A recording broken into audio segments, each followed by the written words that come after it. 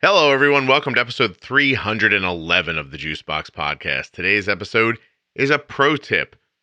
So you know what that means. It's not just me today and a guest. It's me and Jenny Smith. Today, Jenny and I are going to talk about long-term health as it relates to type 1 diabetes. This one's a little less pro tippy and a little more conversational. The information rises to the level of pro tip, but the style of conversation is more like Jenny and I got together as friends and I said, hey, tell me your thoughts about this. And then we chatted about it.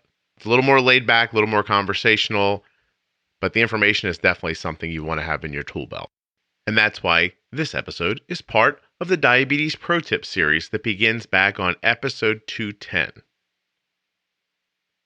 This episode of the Juicebox Podcast is sponsored proudly by Dexcom, makers of the G6 continuous glucose monitor, and of course, Omnipod, the tubeless insulin pump that my daughter has been using for 11, 12 years. It's a long time. It's been on her every day for that time. Must be good. I'll never forget the day I was sitting in a hotel lobby when a person asked me, what's next for your podcast? What are you going to do to innovate it and keep it moving? And I said, I'm going to do a pro tip series. I think I have all these ideas and I want to bring them all together and really talk through them with somebody equally knowledgeable, but who will come from a different perspective. And I had that person in mind already. That person was Jennifer Smith. Because Jenny holds a bachelor's degree in human nutrition and biology from the University of Wisconsin, she's a registered and licensed dietitian, a certified diabetes educator, a certified trainer on most makes and models of insulin pumps and continuous glucose monitors. Plus, she's had type 1 diabetes for over 3 decades. And bonus, I like Jenny. I like the way she talks about type 1. There's a goodness about her. She seemed like the right person, and she certainly has been. It's been over a year since the first pro tip episode came out at episode 210, and today is the 17th in the series, I believe. You got to go check them out. They're all listed as Diabetes Pro Tip. There's a colon and then the titles afterwards. One last thing, you know what it is. Please remember that nothing you hear on the Juicebox Podcast should be considered advice, medical or otherwise. Please always consult a physician before making any changes to your healthcare plan or becoming bold with insulin. What are we doing today? We are going to do a pro tip episode that you suggested. And prevention of long-term complications, you said. And you said, what does optimizing glucose long-term do for keeping things healthy? So I feel like what you meant by that is low, less variability, not low, but lower than what a lot of people go for, less variability, lower standard deviation. How is that going to help you throughout a lifetime? And so I feel like between that and some other safety ideas that I'd like to bring into the conversation, I think we're going to have a good talk here. So I guess first, why don't we talk about a little bit through time, right? Where does everybody, and by everybody I mean doctors, where do they get the information that they put on their patients? I'd like to see you have an A1C of X. Does that come from the American Diabetes Association? Do they set the tone? Who sets the tone for what we should be shooting for? Because somebody does it. As far as targets, you mean? Yeah. Yeah. So, targets come. It's funny. I just had a conversation with somebody who listened to the podcast, and I had a first visit with her just before this. And she asked the same exact thing. She's like, I'm getting all of these different targets from different people. And she's like, I don't even know what to believe anymore for a target. She's like, I know where I feel good and I know where I kind of want to be, but what am I aiming for? And I said, well, there are a couple. So the American Diabetes Association aims for, post-meal target under 180. Okay. That comes from the American Diabetes Association. Through research and gathering of all of this information and, whatnot, and looking at complications down the road, cumulatively, they aim for less than 180. Now, the American Association of Clinical Endocrinologists recommends less than 160. So less than 160. Less than 160. Okay. So there are two high in the ranks of diabetes management that are different. already, right? Mm-hmm. And then we bring into the mix, well, what are recommendations even further than that, like pregnancy? Pregnancy recommendations, are for the most part under 120, fasting under 100, and post-meal no higher than 140. So, is what I'm hearing? Go ahead, finish your thought. Confusion. Yeah, right? Yeah. Confusion entirely. And then I had a woman a couple of years ago, postpartum, I had a visit with her, and she's like, so I was aiming for all of these targets in pregnancy to keep my baby growing healthy and myself. And she's like, and then my doctor tells me to loosen up my target in my pump and tells me I don't have to be so, quote unquote, tightly managed. And she's like, I wanted to ask your opinion, Jenny. She's like, why wouldn't I want to stay this tightly controlled? If it was good for me in pregnancy, and these are targets that people without diabetes maintain because their body does what it's supposed to do. She's like, why wouldn't I want to maintain this whether I'm pregnant or not? Yeah. Yeah. So you're right. Here, exactly. And here's what it's making me feel like. So much like with everything about diabetes, when you try to give someone like this, just, I don't know, this is how things are, right? Like it 180, 160, 120, whatever anybody ends up saying, that's not personal. And personal between considerations should be you, your intent, your involvement, your intellect, your understanding. Then it should be, am I injecting? Am I using a long-acting insulin that's, was made 20 years ago? Or am I using one of them that's, been made more recently that people find more stable a lot of the times? Am I using a pump? Do I have a glucose monitor? Is it a Libre or is it a Dexcom? Is it the G6 or is it the G4? Like, it would seem to me that all of those variables would make it more or less likely for me to be able to maintain targets that are lower or higher. Mm-hmm. Right? And so then you get the doctor, like what you just said about the pregnant person. I feel like that doctor was like, look, you must have had to have killed yourself to keep your blood sugar that low. Right? Like, obviously it ate up 9 months of your life. You did nothing but keep your blood sugar in check, have to pee, and watch television. That must have been your whole 9 months, right? Like you're talking to a guy in 1920. He's like, you didn't even have time to make me my pot roast. Like that kind of, right? Like an old time idea, right? And now you come into the office and you look like you've got baby spit hanging off your ear and you look like you haven't slept or combed your hair. So let's loosen things up. Sure. Right? Right. I think that what would make your day easier is if you were less healthy. But it's not, it becomes about, and I get that, right? Like, I think that away from the ideas that we talk about on the podcast, maybe that's real. Do you know what I mean? But when you start telling people, when I start asking people, you've been at this for a while now, 6 months, 8 months, is it that hard? They say no. Like most of the people, I don't want to say most of them, everyone I've ever spoken to who's picked up the ideas of the podcast, put them in practice, and gotten to the point where it's just second nature, they don't think about diabetes very much. These targets are meaningless because you get to a spot and you stay at that spot. If you leave that spot, you know how to get back to that spot. Right. That seems like it to me, honestly. Right. And from the standpoint of, prevention, I mean, that's one of the biggest things that's brought out beyond, well, here's your insulin, here's how to inject it. And, oh, by the way, insulin can cause your blood sugar to go too low. Complications are always within the first, new onset diagnosis discussion. It's always something about complications. Right. Always. Like, you have to control things. I love that word control because a moving target of control. Well, not only that, by the way, it gives you the impression that you're going to be out of control and it's your job to control the chaos. Correct. Right. Exactly. It's like your job to herd all of the million cats in your yard with no fences. Yeah. Right. Yeah. What if I just didn't let the cats in? How would that be? Right. How would that be? Exactly. Yes, exactly.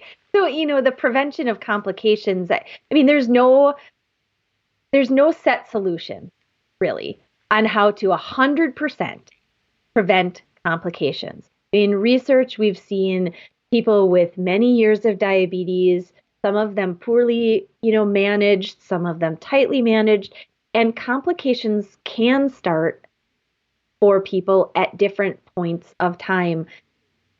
And that makes it seem like, well, gosh, I'm just going to throw my hands up in the air if I can't 100% prevent anything. But what we do along the way makes you feel good on a day-to-day basis with tighter containment of things overall. Yes, you are likely, 99% likely, avoiding the complications down the road, right? That 1% that something could happen, sure, it could be there, but I don't think there are many things in this world that are 100% perfection. And so to your point, it's presented incorrectly to people. It is. Like right away, like, you know, it's not your goal not to die, right? It's your goal to live really well until you die. Until you die. Right, yes. right. And if you can extend those years, wonderful. But, you know, it just, and you just said too about how people feel. I've been talking about that a lot lately. I don't know why people don't think about that. Like just how they feel every day. Like, you know, are they tired? Are they sluggish? All the stuff that we've spoken about over and over again. Why is that not important to them? And I don't think it's not. I think they find it to be something they can't impact, which isn't true. It just isn't. Like there are times, Jenny, when I'm afraid people will realize that when I keep saying over and over again, it's about timing and amount and common sense, they're going to go, I don't think I need to listen to that podcast. That guy might be right about that. Like, why don't I just time my insulin better? And when I see something happening, go, that makes sense. I should do this now. Yeah. Right. Because I mean, honestly, there's no, if you guys all figure it out, the podcast is over. Basically, I, you know, obviously there'll always be newly diagnosed people who are going to get this terrible information and start down the wrong path. I want people to think more about how they feel. And I spoke about this in my talk this weekend, and I've said it here before too, but you have to believe that if your blood sugar is constantly high, you're altered. You just are. Like there is a person in the short term and long term. Yeah. There's a person you would be intellectually, articulately, that you don't get to be when your blood sugar's high or crazy low or bouncing around, right? Because your brain's always just, it's not where it needs to be. I don't know. And within that, even within that day-to-day feeling, are those behind the scenes unfortunate what's happening in the body that you aren't feeling. Like we know how high blood sugars make us feel. And if you're paying attention, you know, the containment of them, you get out of that. You can think better. You can act better. You can do the things you enjoy doing. But behind the scenes, internally, what's happening with better management is you're not causing damage to cells. You know, I mean, especially heart disease. I mean, heart disease is a huge component that we have to take into consideration, but it's not like it has to be there in your brain every single day. If you are managing the blood sugars, you're also managing a healthy heart. Yeah. You're also managing healthy kidneys, healthy nerve cells, healthy eyes. You're managing those internal pieces that until they are damaged enough and give you indication that there's a problem, you're managing that along the way so that you don't get to the end of the road and have heart disease or kidney problems or whatnot, right? Yes. So. And where do you stand? Have you ever heard me explain how I think of it with the sandblasting? Have I ever said that? Because here's the place to say it if I've never said it to you. Okay. No. So the way I think about high blood pressure, high blood sugars, and back when my kid was little and I was looking for motivation, like seriously, like what's going to get me up at 2:00 in the morning to correct a 150 blood sugar when my doctors tell me that's okay? Like, what's the motivation? And whether I'm right or wrong, technically, in my mind, it feels like this.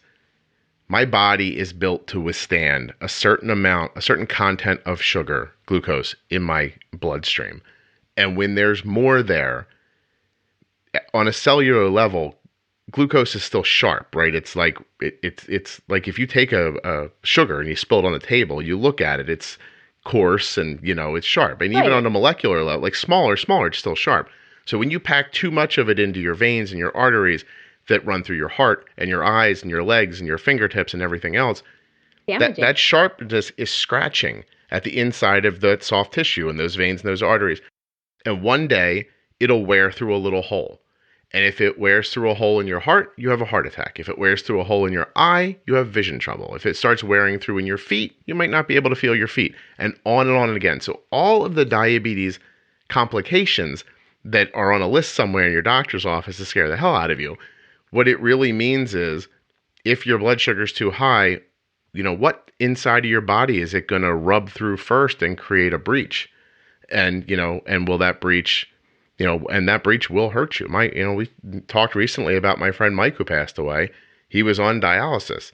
So the first thing that it rubbed through was his kidneys. And then as he was on dialysis, the second thing it rubbed through was his heart. And then he had a heart attack and he died. And that's it. And his death certificate says he died from complications of type 1 diabetes. So that's it. Right. And that's it's a very layman's way to understand it, because I think that the textbook explanation it's too clinical, it's too medical. And I think that's why, for the most part, people are aware of complications, but when you explain it such as that damage piece, and I used to explain it in the type 2 classes that I used to teach, is that high sugars cause damage to the inside of your vessels, cause damage to the outsides of the nerves and everything, and almost like eat it away. So like a sandblast, yes, it's like cutting and causing small abrasions, right? Mm-hmm. Scratches, scrapes that the body actually tries, and your body is it's a self-healing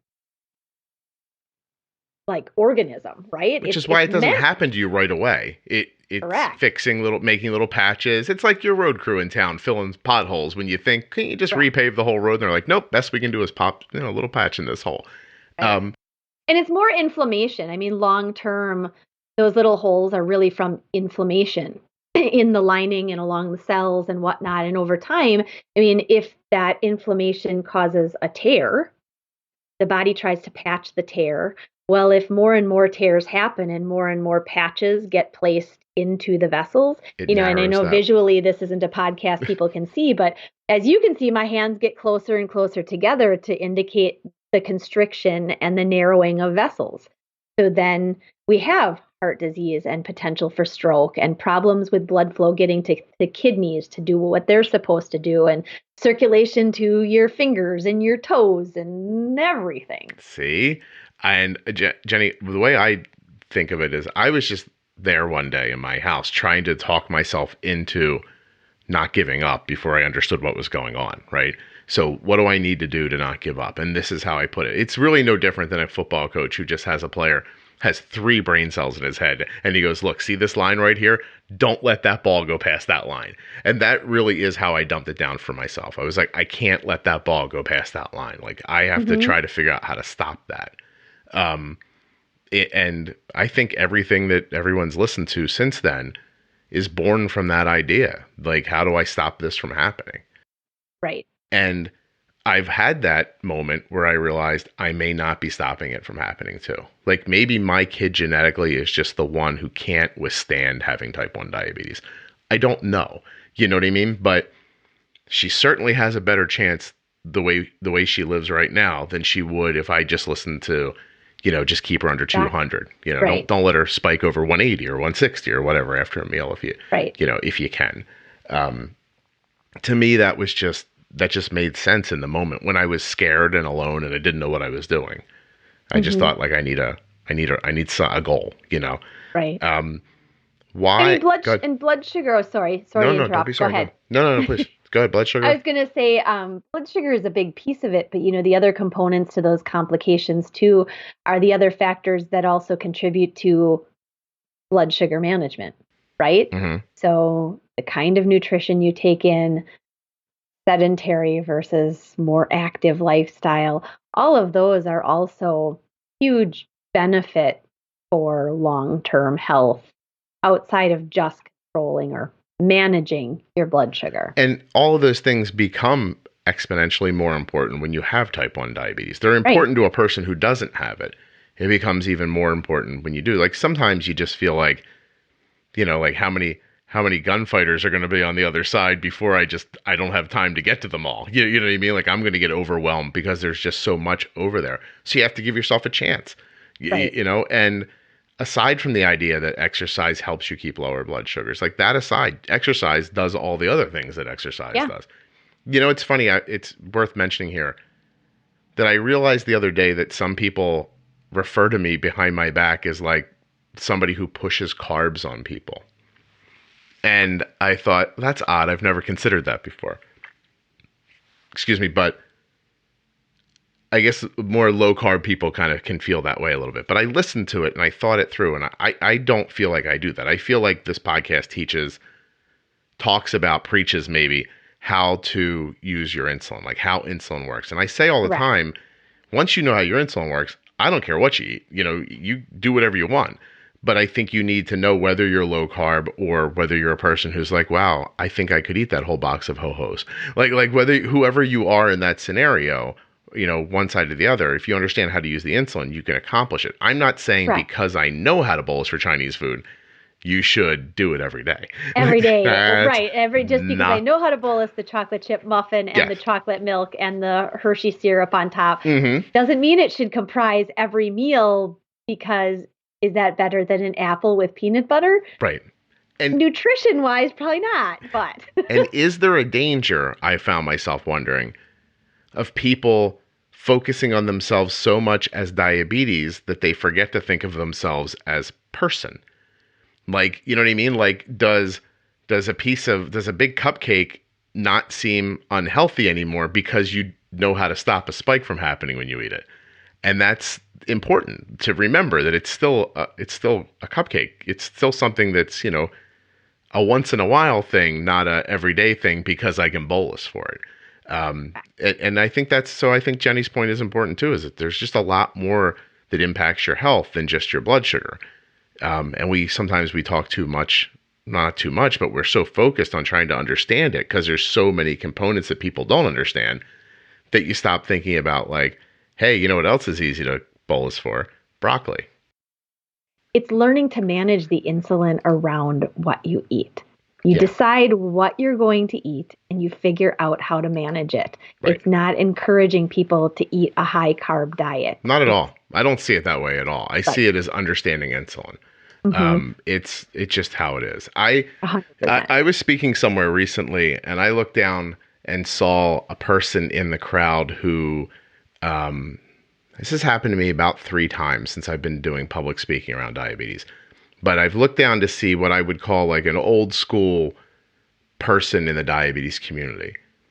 And when I'm talking, I can see on their face, they're somewhere between angry and horrified that I would even deign to talk about insulin and how to use it. You know, like, you can't tell people when I'm up on stage, I tell people no different than, you know, what I say here, right? I'm like, basals first. We have to have your basal right, because we can't just start pre-bolusing and doing other stuff, because if your basal's wrong, it could end up being dangerous. So first we get your basal right. Now, after that, step 2, you have to pre-bolus your meals. And that's usually when I look down and see like somewhere like a 60-year-old mom whose kids had diabetes for 30 years. And they're like, you know, like their arms are moving around and like, oh, you can't say that to people. You're going to kill them. You know, and I'm like, all right. And so I'm like, you're thinking about this in a different way. Before that, you're not considering the technology. You're not considering that these are not the same lost lambs that you talked to 30 years ago, right? Like, these people are here to find this out. They want to know this. And long ago, timing was an insulin issue long ago. I've had diabetes 31 and a half years. Okay. I started on our insulin, and what most people started on, something called NPH or N. I was on L, which was Lily's brand. Okay. I did no carb counting.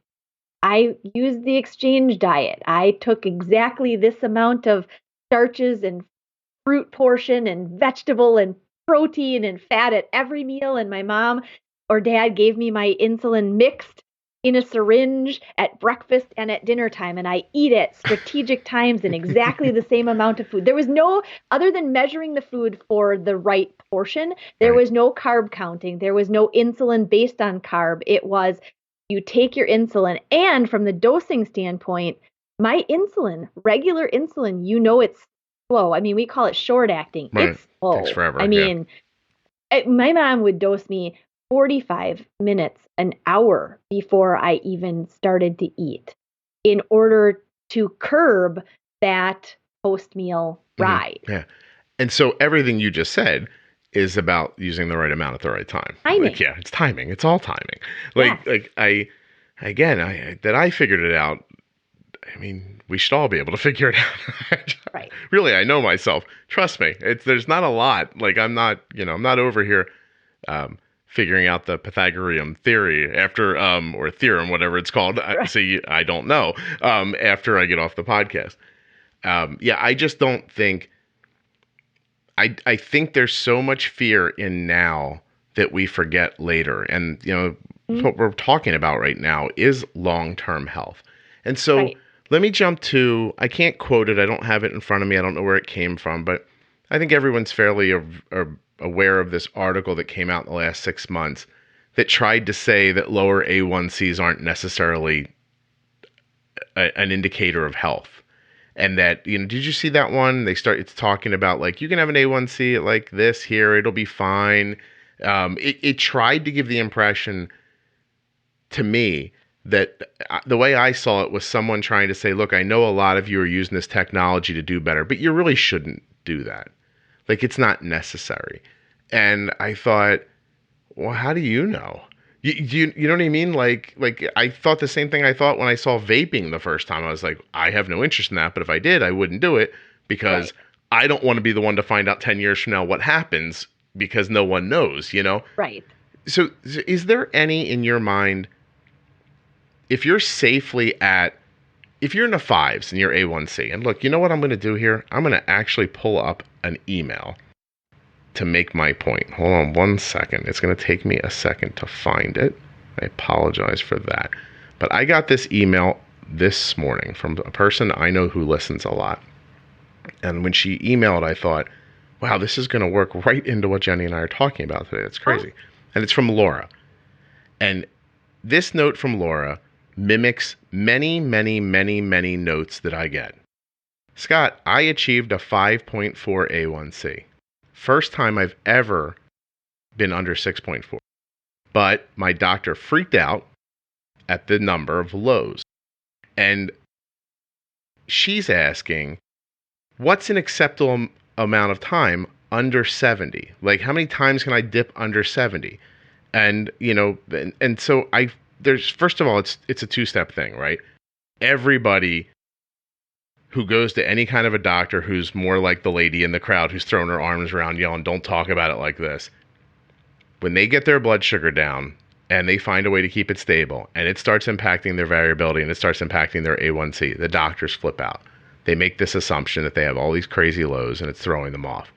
So I know what I'm okay with, but where do you stand in your personal life, I guess? Like, how often do you find yourself under 70, do you think? So personal versus professional, I aim for the same thing, quite honestly. Overall, and this is where I think that data is very helpful from a CGM standpoint, because especially, and I speak for clarity, the other reports or the other CGMs do give you something similar as far as data, but from a clarity standpoint, clarity always gives you that overview, gives you your glucose management indicator, their quote unquote A1C, right? From CGM, not from your blood glucose, right? It gives you your average glucose. It gives you your standard deviation. It also gives you this little chart that shows you time in range, right? And it is based on what you have your time in range numbers set for: 70 to 180, 60 to 140, 90 to 200. So you have to adjust those parameters. But Clarity has it set 70 to 180 for the most part. Right. We aim for the lows specific to be less than 5% of the time. So from all of the gathered data, whether it's 2 months or 2 weeks or 1 week or whatever you're looking at, that percentage of time, we're aiming for less than 5% to be low, and low being less than 70. Less than 70. That's the goal, is to be low less than 70, or less than 70, less than 5% of the time. So from the standpoint of overall A1C, though, if a clinician is coming and saying, hey, wow, that's way too low, and they're looking at data, which proves that, well, gosh, you're hanging out in the 50s consistently, and that's why you're achieving a 5.4. Sure. And if you're low, let's say 12% of the time, okay, there's some work to do to bring that back up into range so that 5.4 is actually better, for lack of a better word, better, right? It's more real 5.4 in a target range that's healthy, safe, and good for you overall. Yeah, you're reaching that number with quality decisions, not with being low. Correct. And that, but just coming out and saying 5.4% is, oh my goodness, that's way too low, and not even looking at what went into that 5.4. The person could have very low standard deviation. Maybe their variability is 20, and they're ranging somewhere between 70 and like 120, pretty consistent, or 70 and 100. Great, fabulous. You're knocking it out. Have at it. Continue what you're doing. So when I gave the explanation of a pre-bolus this weekend, I used something that had happened an hour before because my wife was at home with Arden. And I said, actually, my wife did a great job this morning with breakfast. About an hour ago, Arden's blood sugar was 70, and it was time for lunch. Now, Arden's at school, and I think 70 is a great blood sugar right before a meal. Arden's blood sugar was able to stay at that level for a number of reasons, but those reasons are evident to us as they play out because we can see her blood sugar in real time with the Dexcom G6 continuous glucose monitor. Not only can Arden see her blood sugar right there on her iPhone, but I can see it here at home on my phone as well. Because of that knowledge and seeing the stability that had existed within Arden's blood sugar for the hours prior to lunch, we were able to make a good pre-bolus and give her a nice launch into her mealtime. Now that hour later, Arden's blood sugar is 132. The data that comes back from the Dexcom G6 continuous glucose monitor is life-altering with type 1 diabetes. But being able to see it remotely, that takes life-altering to another level. So if you'd like to know what your blood sugar is, the speed and direction it's moving, and find those things out without a finger stick, the Dexcom G6 is something you should check out. I have a link you can use, dexcom.com/juicebox. There are links also right here in your podcast player notes and at juiceboxpodcast.com. But I think you should check out the Dexcom. Arden's results are hers and yours may vary, but I'm telling you right now, Dexcom is a game changer. Now moving from continuous glucose monitoring to insulin pumping, I'd like to talk about the Omnipod and tell you first, I have just as much affinity and love for the Omnipod as I do for Dexcom. Arden has been wearing the Omnipod tubeless insulin pump since she was 4 years old. She'll be turning 16 in just a couple of months. The Omnipod brings so much freedom, along with the ability to pump your insulin, right? No injections all day long, no slow-acting insulin and fast-acting insulin. Let the Omnipod take care of your background basal insulin for you. It does that. Put your insulin in the pump, you get your basal insulin from the pump, and when it's time to bolus for a meal or to correct the high, same insulin, same pump. No tubing, right? So not an infusion site on your body somewhere that's attached to this plastic tubing that runs through your clothing out to a controller that has to clip to your belt. You know, whether you're an adult or a little kid, you're not looking to have something clipped to you. Here's what you can do. Go to myomnipod.com/juicebox. There you can ask Omnipod to send you an absolutely free, no obligation demo of the Omnipod. It'll come directly to your house. You can try it on and see what you think for yourself. You can see the difference between wearing a shirt and not having tubing running down your sleeve. Every time I've worn a demo pod, what I've thought first was, it's amazing how quickly I forget that it's there. This is super important. This is something you have to do every day. You don't want it to be constantly bugging you. Check it out. myomnipod.com/juicebox, or the links in your show notes, or the ones you'll find at juiceboxpodcast.com. An absolutely free, no obligation demo can be in your mailbox before you know it.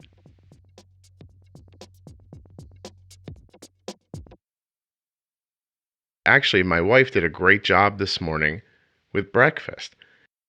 She made a pre-bolus at like 83, right? And it was a big kind of breakfast. And Arden drifted down, and she actually hit like 63 for like a split second and came back up. So imagine this 63 probably happened 30 minutes after my wife pushed the button, right? And probably 10 minutes after she had already started eating. So if you want to say she missed, I guess you can. But it's funny, had she been at 68, everyone would have been like, that's amazing. But 63 is a number that somehow got into somebody's head. So I'm like, so she hit 63, one revolution of the CGM and right back again. And I said, if she didn't have a CGM, you never even would have known that happened, right? She wasn't dizzy. Nothing happened like that. I can see it because I'm looking at the data. This same person in the crowd, this person who's, probably from a different era with diabetes, fell just shy of, back of the hand on the forehead. Oh, Scarlett, what happened? I've got the vapors. You know what I mean? Like that kind of thing. And I was just like, I looked over for a second. I was like, you gotta stop. Like, I was thinking to myself, like, just stop. Like, look at the rest of these people. These people are enthralled. They're excited. These are people who a half an hour after they put their insulin in are running around with their blood sugars 250. And are you really telling me that that's what you want to say is okay for them? Because when I speak to them privately, when they come up to me as I'm trying to walk around, you guys were all delightful, but people would come up and be like, hey, look, this is my 23-year-old son's CGM. The kid's like 400 and 300 all the time. Like, are you telling me it's not worth trying to do better for this kid? And so I think sometimes both in the community, in people's minds, in doctors' minds, in some older doctors' minds, there's just more of that idea. And we talk about it all the time. Like, it's better not to like, I don't want you to have a seizure. Like, that's it. Like, when I say don't die advice, like, that's what they're trying to say. I don't want you to have a seizure. I don't want anybody to have a seizure either. But I don't want your blood sugar to be 300 all day. It's not okay, because we say these nice things out loud, and other people who are maybe well-meaning but don't have good information, they're like, oh, I want you to be safe, blah, blah, blah. But those people you're talking to online or whatever that person's ability to get to people is, you don't get to see those people 20 years later. You don't know what's happening to them. And so I'd rather take a bet on what I'm saying being good for them 20 years later than what I hear some of those other people saying. I think that if you're gonna roll the dice one way, you ought to roll the dice and try to be healthy, not hope that your body's the one impenetrable thing that diabetes can't find its way through. Yeah, Right. Well, and there's also the safety of bringing those high numbers down too, right? I mean, it's like, you don't want to end up going from an average of 280, which means you're drifting well above 300 and not quite into the low 200s to average a 280, right? Yes. So you're not going to say, okay, today we're at, an average of 280 and tomorrow you're going to be averaging 100. Right. That Go slow. One, while that would be a pie in the sky, it's not actually healthy to drop that fast. Drop that fast. I mean, you will have significant changes in your body. I mean, I remember when I came home from the hospital for 2 to 3 weeks after I was released from the hospital, and I think I started with an A1C in the 12s when I was first diagnosed, and my blood sugar was coming down and coming down. My vision changed so much that my mom had to read me my homework in order for me to answer, and she had to write things down. Because my vision was so blurred, I couldn't actually see well enough to read what I needed to get my homework done. Right. So, and that was gradual. So again, you can imagine bringing a really high blood sugar down that's been consistently stable high. Yeah. It will be problematic. What I said to this group of people was, look, I'm like, don't go home all shot out of a cannon, and be like, I usually give a unit for this, but now I'm going to do 5. I'm like, no, a unit and a half maybe, and I was like, and then next time go, that could have been more. I said, over days, bring it down, over weeks, bring it down, not like, don't go home and just be like, da da da. I said, because that's probably not going to go so well, Right. And again, basal first. And it's funny, no matter how many times I say it and how many times I preach how important it is, the look on people's faces when you say to them, I need you to get your basal insulin right, is like, then I give up. Like it's quick. They're so quick to be like, that's not possible. I can't do that. And I'm like, no, of course you can. And that's why I've got it down to like, they're like, well, how? And I was like, look, there's a great episode on it that you could go listen to. I'm like, but if you're looking for how I think of it like volume. Like I turn it up until it's too loud and then I start bringing it back down. So you turn it up a little, not loud enough, turn it up a little, not loud enough. And what I mean by that is turn it up a little, my blood sugar's not sitting stable where I want it to, blah, blah, blah. And then all of a sudden you get to a spot and you go, all right, that looks like it. Or maybe it's, I went a little too far. I'll turn it back down a little bit. I'm like, but don't, one woman's like, my basal's 0.9, but my blood sugars are 250. Should I try 1? And I'm like, I mean, okay. I'm like, but an hour later when that doesn't work, like, could you push it up a little more for me? Like, I was like, think about what you're saying. Your basal's holding you at 250 with, 0.9. Like, but you want it to come down 150 points, but you only want to move it up 0.1. I was like, that doesn't make sense, right? Like, don't you feel like it might need more than that? And she's like, yeah, I guess you're right. But that's a doctor that scared her not to touch her basal insulin. And so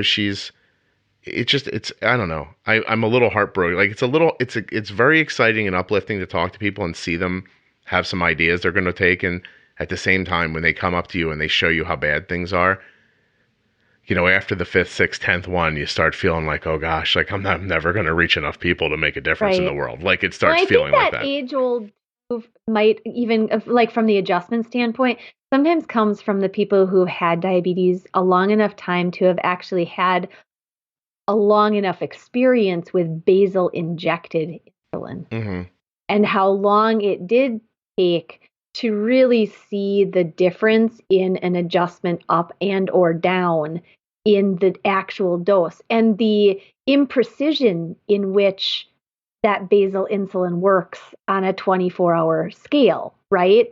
I mean, I noticed immense difference going from Lantus to using an insulin pump. Right. An immense difference. It was amazing. Is that where that kind of that adage is, like, make an adjustment to your basal, wait 3 days and see what happens? Is that what that's from?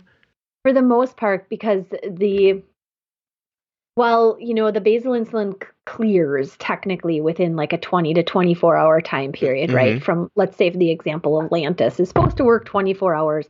Most people somewhere between like 20 to 24 hours. And so you adjust, you need kind of at least a 48-hour period, at least after that adjustment, of incremental change by, let's say, 2 units to see if that was enough to now hold things level and steady. And then it also depends on, were you taking your basal insulin in the morning or were you taking it in the evening? The evening time was a little bit easier to see because you could notice an overnight with only true basal insulin there.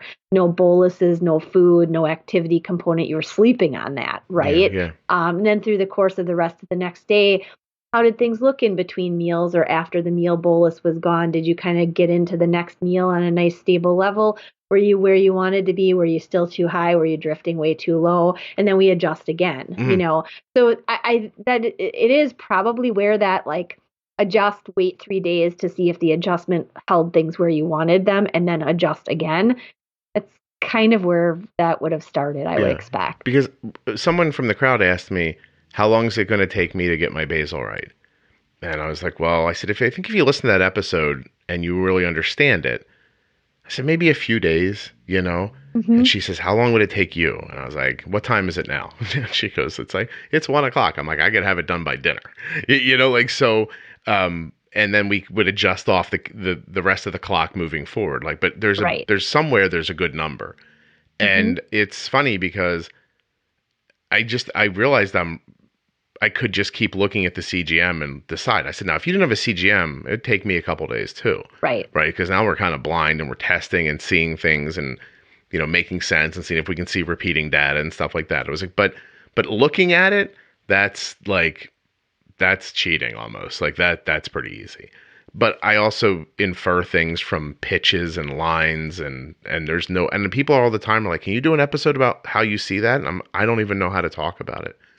Like, I wish I did. Like, I just look and I'm like, okay, that's not enough insulin. That's too much. This is here. You know what I mean? Like, it's just, I don't know. It pops into my head, but I don't know. I really don't know how to quantify it. If I'm being right, I'm not joking. Well, you've looked at things enough, and you understand. You understand insulin action, I think, better because of the way that you've looked at things and the way that you've taught about things. Right.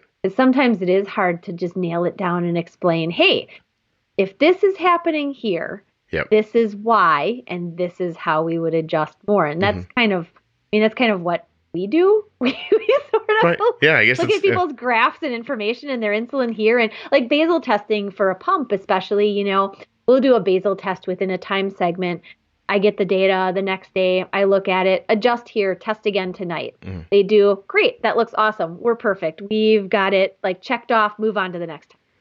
So it shouldn't be like 6 days in a row that you have to test that to make sure that each single one of them exactly was nailed because we adjusted it 4 days ago. Nope.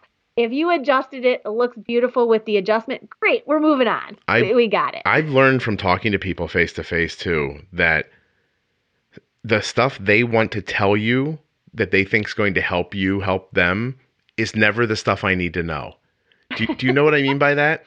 They start giving you and it's not, I don't even mean to be funny about it. Like they've been paying close attention and they're like, okay, like here's a piece you absolutely have to understand. I'm like, I don't care about that. That doesn't matter.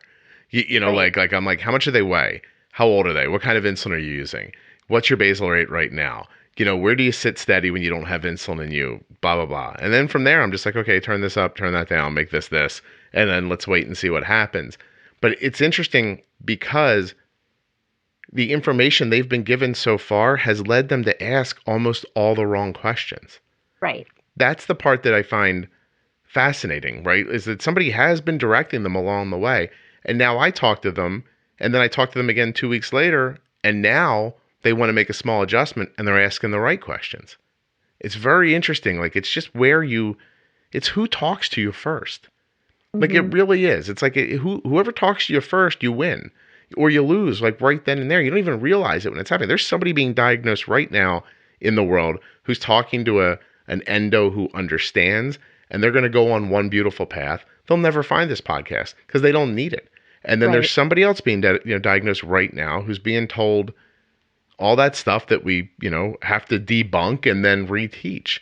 Right. It's bizarre. I mean, you don't do you get cancer and get two wildly different ideas? Like does one cancer doctor say to you, hey, listen, we're going to try a little radiation. And then if that doesn't work, we'll try to cut it out. And is there another doctor that says you should go home, blow up balloons and eat birthday cake? It'll fix the whole thing. Cause it feels like it's that far apart. You know what I mean? Like one idea is right. And one idea is, I'm sure there's variations in between. Well, and I think the extremes truly are the people who still to this day, for whatever reason, will go into their clinical diabetes team and they get the hand me your pump. It's like handing over your foot. Mm-hmm. I think I said that before in an episode, didn't I? And you're like, that's great. You think your pump is like your foot. And well, not really my foot, just a body part, right? You hand it over, they take it away from you. You're like, oh my goodness, you've taken my body part from me, and then they bring it back to you after they've dumped this data in. They look at the data. They don't ask you anything. Mm-hmm. The doctor might actually sit there and actually might push your buttons on your pump and physically make all the adjustments for you. And you're left then handed back, reconnected with your pump. And the doctor's like, well, we adjusted some of the basals, or we did this and this because I thought I saw this happening here. What's lacking there? The education. Yeah, there's no explanation. Why did you adjust? Where's the explanation so the person can go home and say, okay, I understood the doctor adjusted here because he was seeing this. I'm going to now watch this. Mm-hmm. I'm going to see, did it help? Does it make it better? Did it make it worse? Do I need to readjust this? How should I readjust it? That's missing chunk. Yeah. And I think that piece of not educating people, nor even letting them push their own pump buttons to make the changes or add in, hey, 3 days in a row this past week, I was at Grandma Joe's eating sloppy joes and birthday cake, and please don't pay attention to that data. Yeah. It's not my true trend, but the doctor is basing adjustments off of it. Messing up everything else that may have been working better than that. I brought a poor kid up on stage from the College Diabetes Network this past weekend. And we stood arm's length apart. We put our palms together, standing side to side. And I said, I'm going to be insulin and he's going to be body function and carbs. And I was like, right now, he and I are pushing, an equal amount into each other. And we could stand here forever like this. I was like, but as soon as I don't push quite as hard, and he started like overpowering me. I was like, now the carbs and the body function are winning, which means my blood sugar is going up. And should I push too hard, I start driving that down and your blood sugar gets too low. But as long as we stay balanced and we're pushing equally on each other, this could go on like this forever. While I'm saying it, audibly, I can hear people going, oh, like out in the audience, like, right. Oh, wow. Oh, okay. And as I was saying it, I thought, a doctor couldn't think of that? Like, you know what I mean? Like, because dumb me figured it out and put it into words. Like that was it. And just them watching that, and it's something I've done before with my own hands, like palm to palm. I've gotten people on the phone and I've made them put their palms together and done it. And I just think like, it was so simple. You could see like nodding going on and people were like, oh, okay, I get it. I found a million ways to talk about it since then. I've talked about like bringing in more blockers to stop a blitz, like in football. Yep. Like I've talked about it in a million different ways. And every time you kind of paint a picture around it, you get somebody else to understand it. Right. I just don't know. It just doesn't make sense to me. So these doctors are telling you, I want you to be healthy forever. But then some of them don't tell you how. And so, so optimizing your glucose, right, for long term is going to keep you as healthy as hopefully possible. Yes. Right. Yes, absolutely. What about gaps of fall off, right? I don't like the word burnout so much, but what if I just stop paying attention for a week that turns into a month, that turns into 6 months? Is that, if I come back from it, now I'm not trying to give people like I feel like I'm saying, you can go off and do heroin for 6 months and come back and it's not going to hurt you, right? But I'm saying like, if you have one of those moments, that a slip up or your life gets, busy and all of a sudden you start leaving your blood sugar at 140 instead of 120 or 180 instead of 150. Right. Is there any way to quantify what that means to you long term? Or there isn't really, right? There really isn't, because again, nobody has kind of quantified exactly what amount of mismanagement equates to this amount of complication down the road. Yeah. If you don't do this for 3 years, you will have this amount of heart damage 10 years from now, right? You can't quantify it. But I think you can also not bank control that was optimal for the next month and saying, okay, I was really, really awesome for 6 months. And now I'm going to go on like an eat all convention blowout in Italy and just not care or pay attention. Detrimental stuff could be happening. Could. Yeah. I don't know what's happening in your body. Right. But you don't either. It's not great for you, but it's, but you can't bank on the 6 months previous being like a code over for smoothing that out and being like, oh, okay, this whole month of like mismanagement doesn't really count because I was so good before. It's like sleep. You could get great rest 6 days in a row and then stay up 24 hours. You're still going to be exhausted. You can't bank sleep. You can't bank health. No. You can't like that kind of stuff is really super important to understand. But, it's funny because at the same time when I'm teaching people how to get going, like with their A1Cs, and I start trying to impress upon them that overnight is easier than you think, and like once your basal's right and you're not bolusing too much or too little, you're not going to get these wild swings. Now you've got this third of the day, and it's like, so if you see a 160 in the middle of the week, in the middle of the day, you can feel a little better about it because you had like, you were 85 for 8 hours last night. 8 hours, right. It doesn't make whatever impact the 180 spike has. And like you said, I don't know what it does or isn't doing to your body. But if it is doing something, being 80 all night long doesn't stop that. Right. Like being safe right now doesn't mean that if I burn my finger 5 minutes from now, it doesn't make it go away. It's still happening. I think that's good information. So what are we, in your own personal life, Is that how you think about it? Like, just, I'm going to do my best and hope this works out? I do. Because I try really hard not to, like, I go to all my checkups, right? I mean, I get like my heart checked, and I make sure that I go to the podiatrist, and I make sure that I get my feet checked. I've never had any problems, thank goodness. Um, but I still go for all my checkups. I go and I see my ophthalmologist to make sure they check all the vessels and, do the test for the puff of the air in the eyeball, right? Like you're always like act like an idiot when it hits you. You're like, oh, when it hits you, it's like the anticipation of that puff of air is worse than the actual puff is. But I do all of those things because I know that they are a check in the long term. And you know what? If something does come up, then the checking is also prevention for furthering problems. Yeah, maybe right? You can slow it down once you see it. Get a check on something and now something is happening. Okay, one, I might beat myself up a little bit about it. I could have done this better. I could have done that, but that doesn't help. That's past. You can't go back and fix it. What you can do is continue to go forward and say, okay, I can try to do better here, or maybe I need to add this, or now I just need to see the eye doctor every 3 months instead of every 6 months or once a year, or they've got this treatment that could help me and it could make it better. And if I continue to do what I need to do, then I can prevent further complications down the road. So, yeah. I also want to say that I think I've never met anybody so far, I should say, that has told me, I decided I don't care. I'm going to run full force straight ahead. I'm not going to pay that much attention to my diabetes. And however long I make it is how long I make it. Whenever one of those people runs into a complication, they have always said the same thing to me.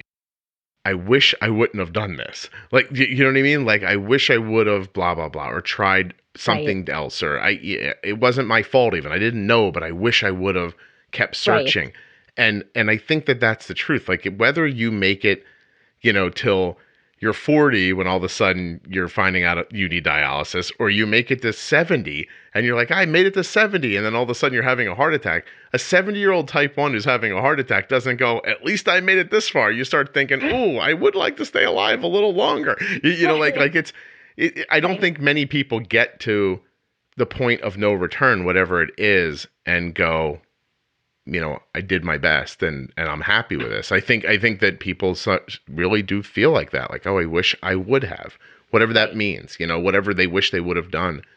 I mean, if you're a person who can make it the whole way and just be like, 35 years old, jumping your car over a canyon and realizing you're not making it to the other end and go, oh, well, did my best. Like it was like, you guys, like, that's a special gear you have. But what I'm saying is that caring now will keep you from that feeling of, I don't know what that feeling would be, how to describe it, when people talk about they are disappointed in themselves and then they can't shake that feeling for the rest of their life, right? Like, every day they wake up with the problem and they have this feeling like, oh, maybe I could have done something about this. And then you have to live with the problem and the guilt.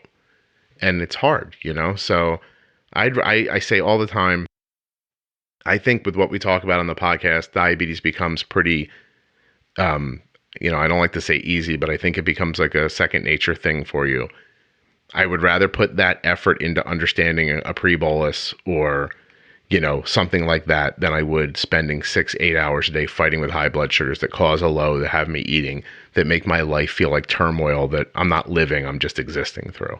Correct. So I don't know. That's how I feel now. I agree. And it's kind of the way that I feel about my own management is I do the things that I do every day to make it less of a visible upfront in my face, to let it be more of a, yes, I have to manage it. I still have to look at my blood sugar. I still have to take my insulin. I still have to count my carbs and bolus the right way and whatnot. But those are like more second nature things that I just do now. And until I have like a bad site or something that I really have to completely put my focus into and, take care of, the normal things that I do every day are just, they're part of my day. Exactly. And those bad sight moments, because I recognize what you're saying is how Arden's life is and mine with helping her, is that most of the time we are just sort of cruising along. Right. And then when something really goes funky and you're all of a sudden you have to stop thinking about life and you're focused on this diabetes thing, in my heart, I know that some people live like that all day long, every day. Right. And that's just because that's an explanation to me. Like your bad sight's a great explanation because all that means is you're not getting insulin the way you need to. Mm-hmm. And if your basal's off, if you're not pre-bolusing, if you're not doing all those things, then every moment you're not getting insulin the way you should. Correct. And so your life's always going to be, like that. And in the instance then of blood sugars being all over, you never really know unless the pump tells you, if you are on a pump, that you have an occlusion and that there is a real problem. You never really know if there's a pump problem you should be addressing. Yeah. I mean, I know even ahead of an occlusion alert coming that something's not right. Yeah. I can tell. Yep. Because things are contained. And if I see something odd happening and I know that nobody is like injected me with like the sugar tube of glucose, right? Then clearly I'm not getting insulin. Yeah. For whatever reason, I don't know, change it out. I don't care. I'm going to address it. I'm going to take care of it. I'll just change my pod out and move on. But see, you and Arden have a scenario, a life where your expectation is a lower, more stable number that reacts the way you expect it to. We said this the other day when we were talking. Like I talked about how I think of the site as doing what I expect it to do.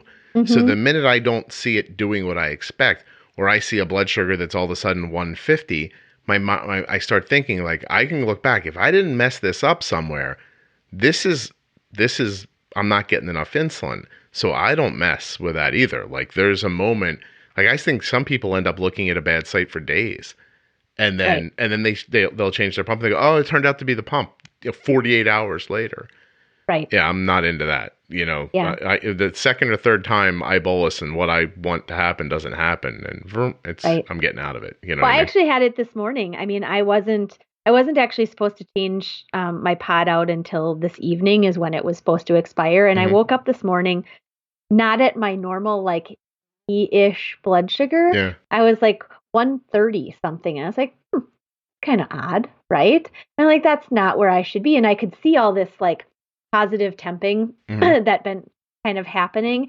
And so I look at my site and it's bloody in the window of my pod site. Right. And I'm like, had I not checked, I'd just gone about things. Oh, I'm higher than I normally am this morning, and I'll just correct some insulin. I'll take for my breakfast and hope all goes well. Well, I know that that's not the norm for me. So what did I do? I changed out my pod and dealt with it. No. Well, because you would have been fighting with that all day otherwise. Right. Oh, correct. Yeah. And my post-breakfast would have been horrid. Oh, sure. I'm sure. I bet you get you get 220 then in that situation, right? Right. Yeah. Right. At least. Mm-hmm. Yeah, exactly. So. Jenny, if you and I were one person, we'd be a super diabetes brain. Oh my goodness. All in one place. Oh my gosh. All right. I know you got to get going.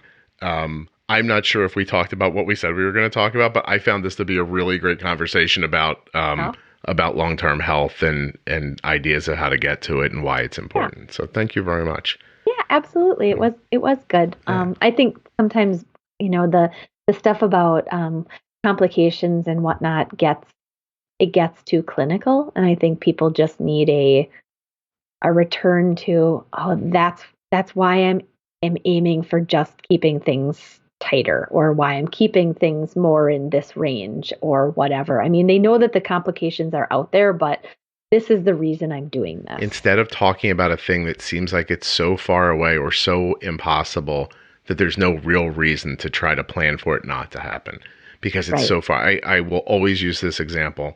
My father smoked cigarettes all day long, 2 and 3 packs of cigarettes a day, and not some like Marlboro Light thing, like Chesterfield Kings, no filter. You know what I mean? Like it was the tobacco left over on the floor of the place that they just rolled up and sold to people, And in his 30s and his 40s and his 50s, smoke. 60s, he'd come back from doctor's appointments. Doctor says, I can't even tell you're a smoker. And he would wear that with a badge of honor right up until smoking killed him. Right up until he had COPD, and then he died. So, you can only stay ahead of a charging bull for so long, right? And that's right. You don't want to give yourself that rather situation. Step off the path and be like, let it run by. Let it run by. All right, Jenny. I'm done. My dogs are barking like crazy. I think someone's breaking into the house. I might be killed soon. We'll find out. Wouldn't be cool. Not for me. Kelly would love it, probably. Yeah, Kelly would be like, oh my God, finally dating. I doubt that. Oh, I hope not. All right, I will talk to you soon. Okay, awesome. Bye-bye. Have a good day, Scott. You too, bye. Bye. I bet you didn't know that you can hire Jenny. She works at Integrated Diabetes. Just go to integrateddiabetes.com, or there's a link right there in your show notes that you can email Jenny directly. Jenny is not a sponsor of the show. She's a friend of the show. But that doesn't change the fact that she's got a mortgage to pay. Huge thank you to Dexcom and Omnipod for sponsoring this and so many other episodes of the Juicebox Podcast. myomnipod.com/juicebox. Go there today, get the demo pod, get a pod experience kit sent to you, and get your Dexcom G6 continuous glucose monitor right now. Stop waiting. Dexcom.com/juicebox. This episode is the 17th of the Diabetes Pro Tips series. It began back on February 25th, 2019 with an episode called Newly Diagnosed or Starting Over. Then there was 211, 212. That's all about MDI and all about insulin. 217, 218, and 219, pre-bolusing, temp basals, and insulin pumping. 224, 225, and 26, mastering a CGM, bumping and nudging, and the perfect bolus. Episode 231, about the variables that come with type 1 diabetes. Episode 237, setting basal insulin. 256, exercise. In episode 263, we talk about how fat and protein impact your blood sugars, and they do. Episode 287, illness, injury, and having a surgery with type 1 diabetes. In episode 301, glucagon and low blood sugar emergencies. And episode 307, emergency room protocols. Different than illness, injury, and surgery. This is what happens when you're thrust into an emergency room, not something you were planning for. And of course, today's episode 311, Diabetes Pro Tip, Long-Term Health. Thank you so much for listening to the podcast. Please leave a rating and review in Apple Podcasts if you're enjoying the show. But moreover, if you like what you've heard, find someone else who could use it. The only way a podcast grows is by word of mouth. So I appreciate it when you tell somebody else about the show.